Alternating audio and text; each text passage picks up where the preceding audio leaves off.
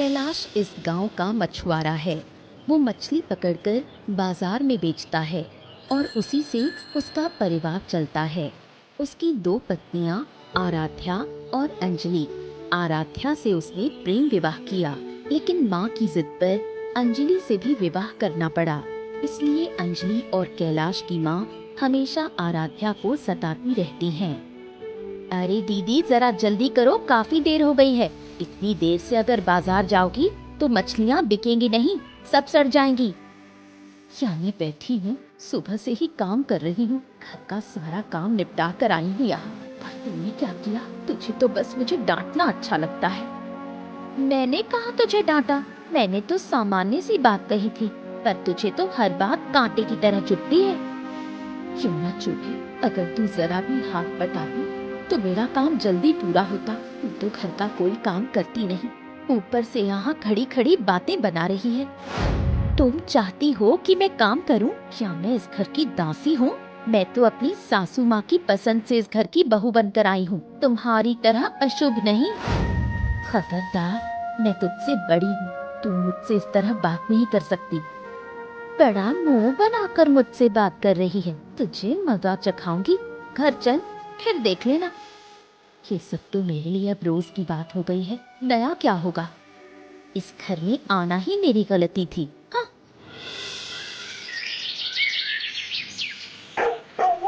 कैलाश जब घर लौटता है तो आराध्या पूरे दिन की शिकायत उसी से करती है। कैलाश अंजलि से ज्यादा आराध्या को चाहता है, फिर भी माँ के सामने कुछ बोल नहीं पाता। ए आराध्या, तुम्हारा मन खराब है क्या? हाँ, आज भी उन्होंने तुम्हें कुछ कहा ही होगा। बताओ, क्या कहा तुम्हें? कुछ खास नहीं, ये तो रोज का है, बस काम करते करते थक गई हूँ। सच कहूँ ना तो तुमसे शादी करके मैंने बहुत बड़ी गलती कर दी। अरे तुम्हारा जीवन बर्बाद कर दिया। बताओ भला, तुम्हारी शादी अगर कहीं और होती तो कम से कम तुम्हें इतना दुख तो नहीं सहना पड़ता। कैसी बातें कर रहे हो? मैं तो इस घर का काम ही करती हूँ। तुम्हारे साथ रहकर मैं बहुत सुखी हूँ। तुम्हारी तरह मुझे और कौन संभालता? अरे कहाँ संभाल पा रहा हूँ। माँ के सामने तो कुछ बोल नहीं सकता और दूसरी पत्नी की वजह से तुमसे ठीक से दो बातें भी नहीं कर पाता। उसकी बातों को मन पर मत लो, वो तो छोटी है, कुछ समझती नहीं। मैं समझती हूँ, इसलिए तुम्हें कुछ नहीं कहती। अरे अगर तुम भी उसकी तरह करती ना तो मेरा जीवन नरक बन जाता। वैसे भी माँ और छोटी बहू ने तुम्हारा जीवन नरक ही बना दिया है। मुझे कोई फर्क नहीं पड़ता। माँ तो बड़ी है, मुझे डांटेंगी ही, और छोटी तो नादान है, वो जो चाहे बोल देती है। हाँ, सबको तुम ही समझो, सबका सम्मान तुम ही करो, लेकिन तुम्हें कौन समझेगा बताओ? मेरी कहानी सुनने के लिए तो तुम हो ही। मैं तुम्हें पाकर बहुत खुश हूँ। कैलाश की माँ बहुत लालची औरत है। उसकी छोटी बहू अंजलि से उसका खूब मेल है। दोनों दिन रात यही सोचती रहती हैं कि कैसे लोगों को ठगा जाए। माँ, आज भी दीदी ने मुझसे ऊंची आवाज में बात की, झगड़ा किया। अगर आप कुछ नहीं करेंगी तो मैं ये घर छोड़ दूंगी। अरे तुम लोग दिन रात झगड़ा ही करती हो क्या? ये सब छोड़कर सोचो कि घर कैसे आगे बढ़ेगा। तो आप कुछ नहीं करेंगी? किसका घर? ये घर मेरा नहीं है। अगर मेरा होता तो आप बड़ी बहू को कुछ करती। अच्छा, सही समय पर उसे समझा दूंगी। अभी सुन, कल जब बाजार में मछली बेचने जाए तो तराजू में थोड़ा गड़बड़ कर देना, ताकि कम मछली में ज्यादा वजन दिखे। क्यों, उससे क्या होगा? अरे नादान, इससे कम मछली देकर हम ज्यादा पैसे ले पाएंगे, समझी? अरे सही कहा, मैंने कभी सोचा ही नहीं। आपने बताया तो समझी। ये तो बड़ी अच्छी तरकीब है। मैं हमेशा अच्छी तरकीब ही देती हूँ। सिर्फ मेहनत से काम नहीं चलता, थोड़ी चालाकी भी करनी चाहिए। चालाकी से बैठे बैठे भी पैसा कमाया जा सकता है। माँ, आपकी बुद्धि का जवाब नहीं। काश मेरे पास भी ऐसी अक्ल होती। कुछ नहीं करना, बस मेरी बात मानकर चलना। धीरे धीरे सब सीख जाओगी। अभी जैसा कहा है वैसा करना। ठीक है माँ, सब कुछ बिल्कुल योजना के मुताबिक होगा। गड़बड़ होगी तो बस तराजू में।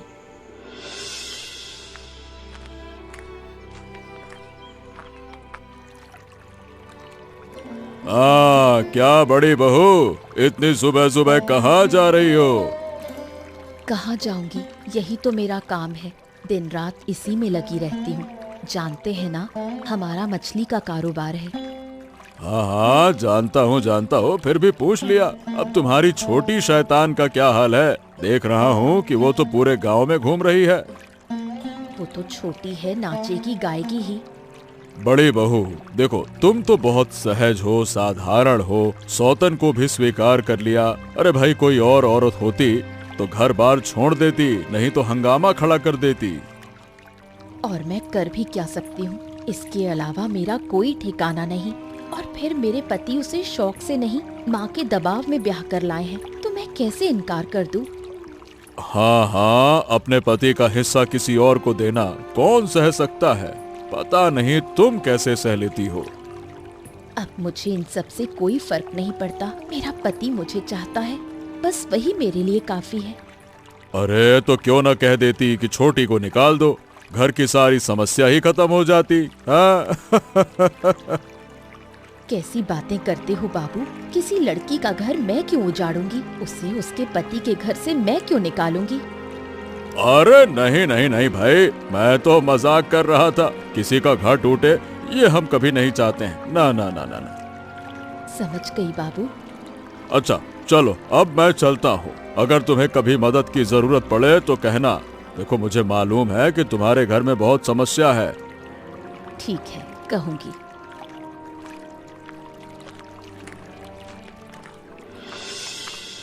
सुबह होते ही बूढ़ी अम्मा और अंजलि हमेशा की तरह मछली बेचने बाजार में बैठ गईं और अपनी योजना के मुताबिक गांव वालों को ठगना शुरू कर दिया।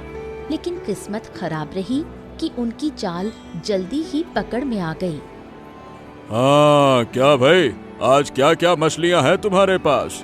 आज मुझे बहुत सारी मछलियाँ चाहिए, मेरी थैली भर कर देना। आइए मोरल बाबू, आप जो मांगेंगे वही दूंगी। बिल्कुल ताजी मछलियाँ हैं। हाँ हाँ, जल्दी करो।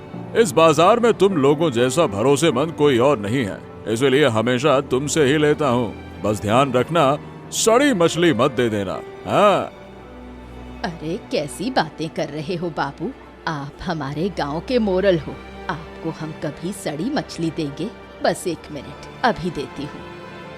ठहरो, रुको रुको रुको रुको। मुझको लग रहा है कि इसमें कुछ हिसाब किताब में गड़बड़ है। दोबारा तौल कर दिखाओ जरा। हाँ हाँ, रखो रखो, दोबारा तौलो। बाबू, माप बिल्कुल सही है। सुबह से बेच रही हूँ, कोई गड़बड़ नहीं हुई। नहीं नहीं नहीं नहीं, गड़बड़ है। अरे भाई, मैं इतनी मछली खरीदता हूँ, मुझे गलती नहीं हो सकती। दोबारा से तौलो तौलो तौलो। देखा, मैंने कहा था ना कि गड़बड़ी है। मेरे घर दावत है, इसीलिए ढेर सारी मछली लेता हूँ और तुम चले हो मुझको ठगने। हैं? क्यों कम मछली दी बताओ? मैं सब समझ रहा हूँ। अब तुमसे मछली मैं बिल्कुल नहीं लूंगा और इसका अंजाम तुम्हें भुगतना पड़ेगा। चले आए हैं ठगने। अरे नहीं बाबू, क्या कह रहे हो? आपको हम कैसे ठग सकते हैं? हाय हाय रे, मेरा इतने सालों का धंधा उन्होंने मिट्टी में मिला दिया। मैंने कितने बरसों से अपनी इज्जत और नाम बनाए रखा था अपने व्यापार में, और उन्होंने चंद दिनों में ही मेरा धंधा बर्बाद कर दिया। अरे क्या कहूँ। मैं तो ये भी नहीं समझ पा रहा कि मेरी माँ ऐसा काम कर कैसे सकती है। क्या बोलूं मैं? अब क्या करें, बोलो। मैं तो वहाँ थी ही नहीं। अगर मैं होती तो शायद कुछ न कुछ कर पाती, या फिर इस तरह का अन्याय दोनों में से किसी को करने नहीं देती। कम से कम रोकती तो, या फिर तुम्हें बताती। अरे और मत पूछो भाग्यवान, अब तो बाजार में जाना भी मुश्किल हो गया है। लोग ऐसी नजरों से देखते हैं जैसे सबसे बड़ा चोर मैं ही हूँ। सब लोग मुझे छी छी करके कहते हैं। अरे कह रहे हैं कि मेरी बीवी और मेरी माँ ने ऐसा किया है। अब मैं लोगों को कैसे मुंह दिखाऊं बताओ? छोड़ो, तुम इतना अफसोस मत करो। तुम माँ को समझाकर बोल देना कि आगे से ऐसा काम न करे। तभी धीरे धीरे गांव के लोग हम पर फिर से भरोसा करने लगेंगे। अरे मुझे तो लगता है कि माँ कभी नहीं सुधरेगी, हमेशा ऐसे ही रहेगी। अरे अगर सुधरना होता तो इस बुढ़ापे में ऐसा धोखा देने का प्लान कभी न बनाती।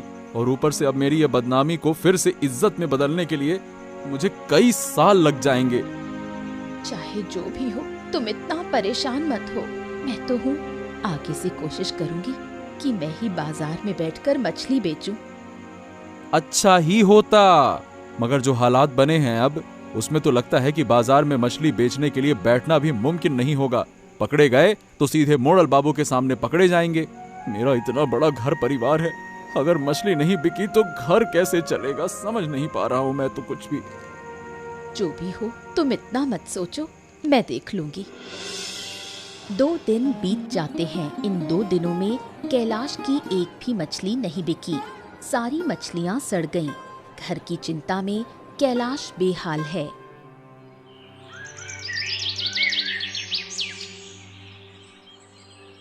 अरे, और कितनी देर ऐसे बैठे रहोगे? सुबह से तुमने कुछ भी नहीं खाया। ऐसे बैठे रहने से क्या होगा? लो, मैं तुम्हारे लिए खाना लाई हूँ, थोड़ा सा खा लो। अरे मेरा खाने का मन नहीं है, गले से नीचे एक दाना भी नहीं उतरेगा। मैं बहुत चिंता में हूँ, तुम खा लो। चिंता करने से क्या तुम्हारी चिंता कम होगी? देखो, मैं तुम्हारे लिए इलिश भापा बनाकर लाई हूँ, तुम इसे खाओ। देखना, तुम्हारी चिंता उड़न छू हो जाएगी। हाँ, किसी भी चीज से कुछ नहीं होगा आराध्या, मैं बहुत अच्छे से जानता हूँ। लगातार 2 दिन हो गए, मेरी एक भी मछली नहीं बिकी है, एक भी। कोई पूछने तक नहीं आ रहा है। किसी के आगे हाथ पांव जोड़कर भी तो नहीं बेच पाया मैं, बताओ। अब सबको लगता है कि मैं सिर्फ और सिर्फ खराब मछली बेचता हूँ। धैर्य रखो, धैर्य रखो, इतना उतावलापन मत करो। अगर धैर्य नहीं रखोगे तो हम इस मुसीबत से बाहर नहीं निकल पाएंगे। ये बस ऊपर वाले की एक परीक्षा है। ये कोई परीक्षा नहीं है, ये परीक्षा हो ही नहीं सकती। ये तो हमारे पाप की सजा है। हम सब मिलकर लोगों को धोखा देते रहे हैं, अब उसी धोखे की सजा हमें मिल रही है, बस। हमारी बात क्यों कर रहे हो? हमने तो कुछ भी नहीं किया, हमें तो कुछ भी पता नहीं था। सब कुछ माँ और छोटी बहू ने किया। ऊपर वाला कभी भी उनकी सजा हमें नहीं देगा। अरे तो अब क्या करूं भाग्यवान, बताओ। मेरे पास करने को कुछ भी नहीं बचा है। छी छी छी छी कैलाश, तुमसे मैंने ऐसी उम्मीद कभी नहीं की थी। तुम इस गांव के इकलौते नामी मछली वाले थे। लोग आंख बंद करके तुम्हारी मछली खरीदते थे। शादी ब्याह में जाने के लिए 5-5 गांव से घूमकर भी लोग तुम्हारे पास आते थे बड़ी मछली लेने के लिए। और तुम्हारे घर में ऐसी घटना, बाप रे बाप। यकीन मानिए बाबू, मुझे इन सब बातों का कुछ भी नहीं पता था। मैं और मेरी बड़ी बीवी तो घर पर ही थे। जो कुछ भी हुआ वो माँ और छोटी बहू ने किया। अरे देखो, मैं ये सब कुछ जानता हूँ, मेरी आंखों के सामने ही सब कुछ तो हुआ है। उनकी इतनी हिम्मत कि वो मुझे ही धोखा देने की सोचे। मैं इतनी मछली खरीदता हूँ अपने भोज के लिए और वो मुझे ही ठगने की सोच रही हैं, बताओ। मगर आपका बहुत बहुत धन्यवाद बाबू। अगर आपके सामने ये राज न खुलता तो गांव वाले कभी पकड़ ही न पाते। माँ और छोटी बहू तो सबको इसी तरह से धोखा देती हैं। हाँ, एक बात सुनो कैलाश, तुम इस गांव के नामी आदमी हो, लोग तुम्हें अच्छे से जानते हैं। तुम और तुम्हारी बड़ी बीवी अलग होकर व्यापार करो, तब शायद अच्छा होगा।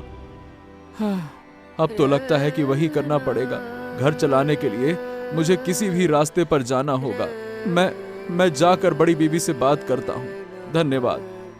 देखो, मुझे उम्मीद है कि मेरा सुझाव तुम्हें अच्छा लगेगा। मैं तुम्हारे और तुम्हारी बड़ी बीवी के भले की ही सोच रहा हूँ। वो लड़की बहुत मेहनत करती है तुम्हारे घर के लिए, समझ रहे हो ना? हाँ, बिल्कुल सही कहा आपने बाबू। लेकिन अगर मैं अपनी माँ और छोटी बहू को सुधार पाता तो मेरे मन को शांति मिलती।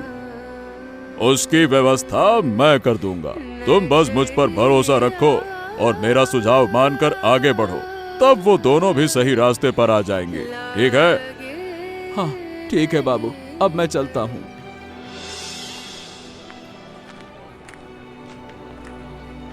अरे चंद्रशेखर बाबू, उधर कहाँ जा रहे हैं? हमारे पास आइए, हम अब कोई गलत काम नहीं करेंगे। हम सच कह रहे हैं। उस दिन हमने कुछ नहीं किया था। आपने हमें गलत समझा।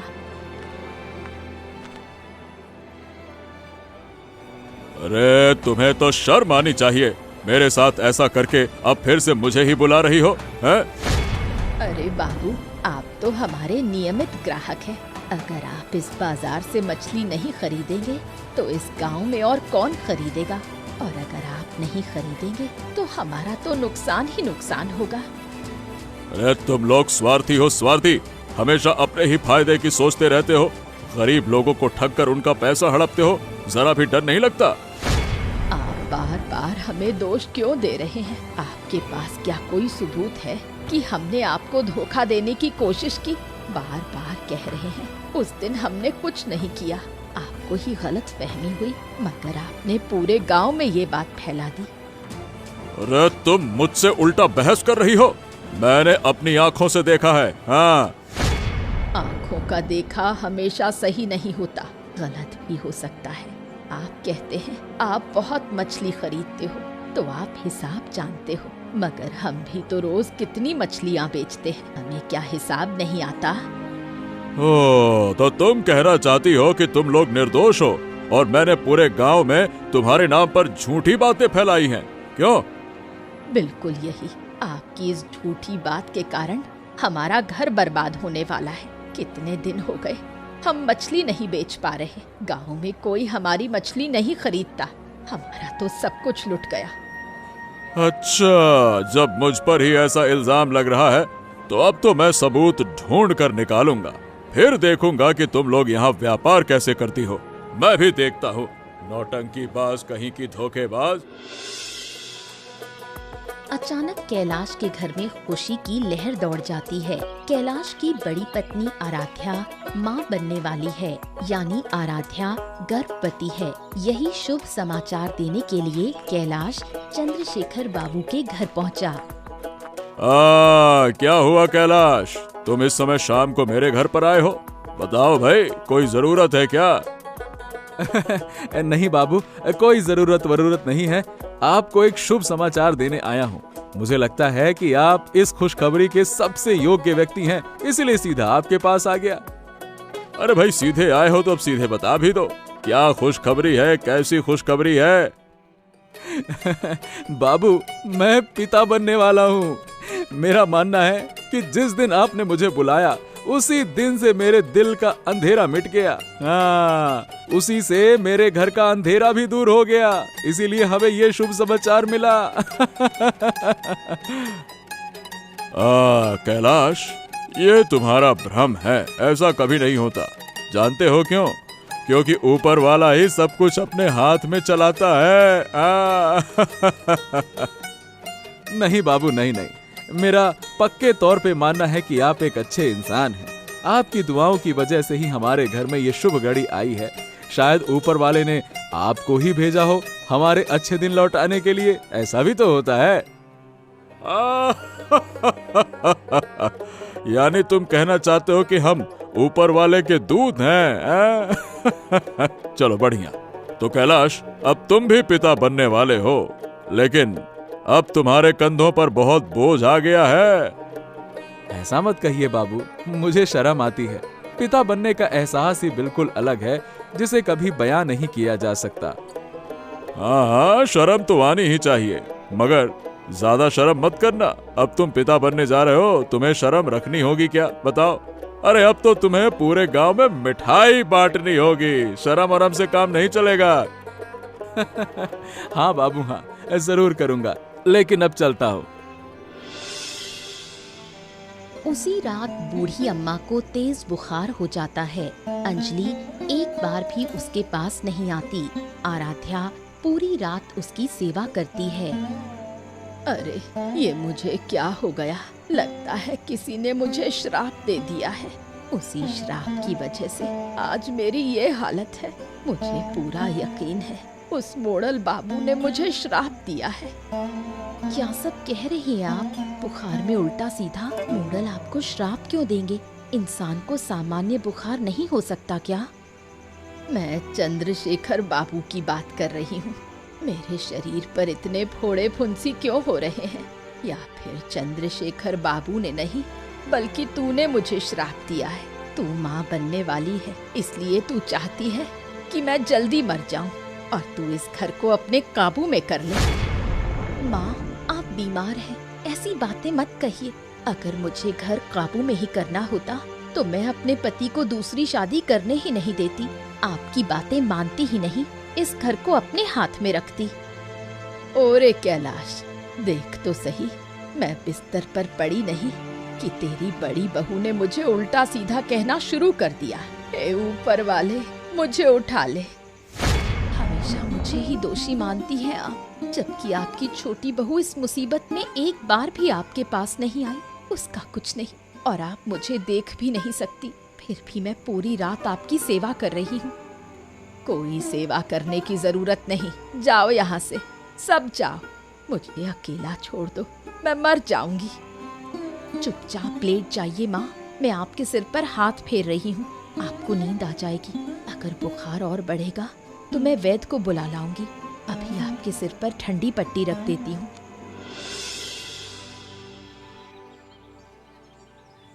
अब क्या हुआ बाबू? अचानक आपने मुझे और मेरी छोटी बीवी को क्यों बुला लिया? अरे क्यों क्या, तुम्हारी छोटी बीवी को बुलाने का मेरे पास पूरा कारण है, लेकिन उसे अकेले तो नहीं बुला सकता, इसीलिए तुम्हें भी बुलाया है। मैं चाहता हूँ कि सब कुछ तुम्हारे सामने खुल जाए। हैं? और क्या खुलना बाकी है? सब कुछ तो मैं जानता हूँ। अब जो बात जानी हुई है वो फिर से कैसे खुल सकती है? गांव का हर आदमी सब कुछ जानता है, पर तुम्हारी छोटी बहू और बूढ़ी ये कुछ नहीं जानती हैं। इसीलिए मैं इन दोनों को बताना चाहता हूँ। अब तू बता छोटी बहू, हाँ, उस दिन तुमने क्या किया था बता। कहाँ बाबू, हमने तो कुछ नहीं किया, हम सच कह रहे हैं। देखो, तुम और तुम्हारी सास मिलकर बड़ी बहू पर बहुत अत्याचार करती हो। कैलाश के सम्मान में मैं कुछ नहीं कहता, लेकिन अगर इस बार झूठ बोली तो तुम्हें सीधा गांव से निकाल दूंगा। कैलाश के घर में कदम भी नहीं रख पाओगी, समझ गई? नहीं बाबू, ऐसा मत कीजिए, मेरा कोई नहीं है। अगर मैं इस घर से चली गई तो कहाँ जाऊंगी? आप मुझ पर दया कीजिए। तो फिर सच बताओ, उस दिन क्या किया था? मैंने अपनी सास के कहने पर तराजू में गड़बड़ी की थी। तराजू में ईंट का टुकड़ा बांधकर खुद लटका दिया था, ताकि किसी को शक ना हो और मछली का वजन ज्यादा दिखे। अब बताओ क्या कहते हो कैलाश? अब तो समझ में आया ना? हाँ, अब मैं क्या समझूं बाबू, मैं तो सब कुछ पहले ही समझ चुका हूँ। आप समझिए और जो करना है कीजिए। अब मैं इन सब में नहीं पड़ूंगा, मेरा अलग परिवार है। तो सुनो छोटी बहू, अब मैं ये सवाल सबके सामने पूछूंगा, तब भी तुम्हें मानना पड़ेगा। अगर ना मानी तो तुम्हें पता है फिर क्या होगा। हाँ बाबू, जानती हूँ, मैं सब मान लूंगी।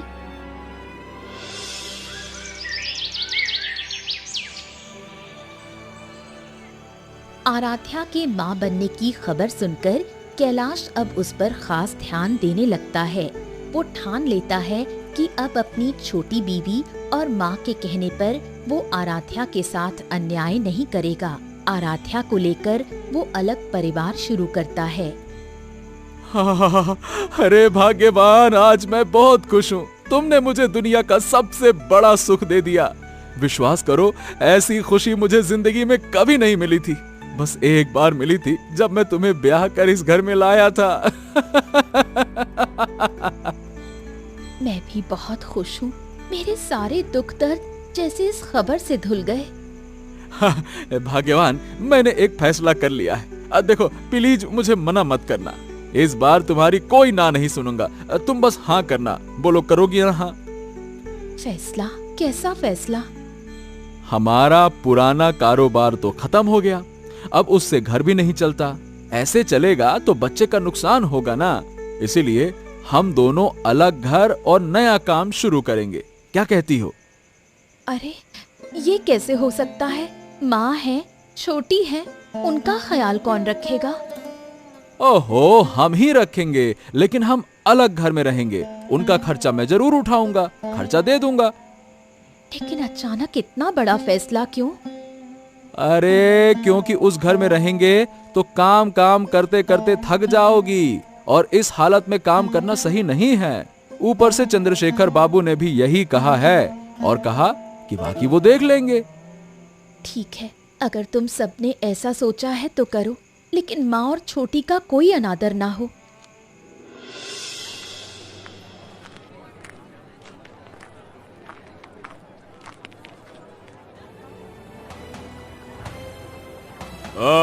क्या रे बूढ़ी, तू तो कह रही थी ना कि मेरे पास कोई सबूत नहीं, कोई सबूत नहीं। आज मैं सबूत लेकर आया हूँ। अब सबको साबित कर दूंगा कि मैं कोई बेईमान नहीं हूँ। हाँ, देखूं क्या सबूत लाए हो। आपकी वजह से हमारा घर तबाह हो गया, पूरे गांव में हमें बदनाम कर दिया। अभी तक साबित नहीं हुआ ना, अब होगा। छोटी बहू, मुझे बोलने की जरूरत ना पड़े, तू ही बता क्या क्या चालें चली थी, बोल। छोटी बहू ये क्या बोलेगी? इसे कुछ पता है क्या? मुझे सब पता है, सब मैंने किया है। मैंने माँ के कहने पर तराजू में ईंट बांधी थी। अरे पगली, ये क्या बक रही है? तेरा दिमाग खराब हो गया है क्या? मेरा दिमाग सही है माँ, आप मेरी माँ जैसी थी, लेकिन आपने मुझे गलत शिक्षा दी। इस घर में आते ही आपने मेरे दिमाग में बुरे विचार भरे। मैं तुझे अपनी पसंद से इस घर में लेकर आई, तुझे सिर पर बिठाया। वही तो मेरा सबसे बड़ा पाप था। आपकी वजह से आपका बेटा बड़ी बहू को लेकर अलग घर कर रहा है और मैं इस बाजार में सबके सामने अपमानित हो रही हूँ। यही थी क्या मेरी किस्मत? ये सब तुम्हारे घर की बातें हैं। घर में बैठकर चपड़ चपड़ करते रहना। मेरा फैसला ये है कि अब तुम लोग कभी इस बाजार में मछली नहीं बेच पाओगे, बस।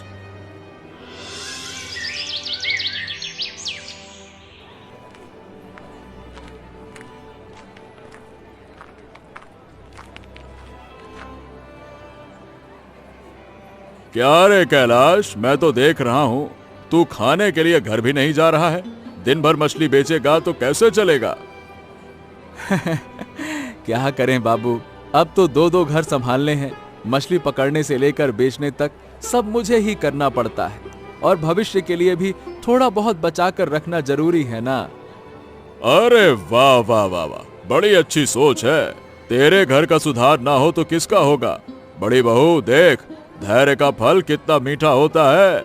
तूने धैर्य रखा, इसीलिए आज सब कुछ तेरा है। सिर्फ धैर्य का नहीं बाबू, ईमानदारी का भी फल है। अगर मैं बेईमानी करती तो इतना कुछ नहीं मिलता। बिल्कुल सही कहा। कभी बेईमानी मत करना, दुख तकलीफ झेल लेना, पर बुरा काम मत करना। आशीर्वाद दीजिए बाबू, हम हमेशा ईमानदारी से रहें और लोगों की सेवा करें, यही हमारी चाहत है। हाँ, मेरा आशीर्वाद है बेटा, तुम दोनों हमेशा सुख शांति से रहो। इसके बाद कैलाश कभी बूढ़ी और छोटी बीवी के पास नहीं लौटा। बड़ी बहू और अपने बच्चे के साथ अलग घर में रहने लगा। ऐसे ही मजेदार किस्से देखने के लिए हमारे चैनल को सब्सक्राइब करना मत भूलिए।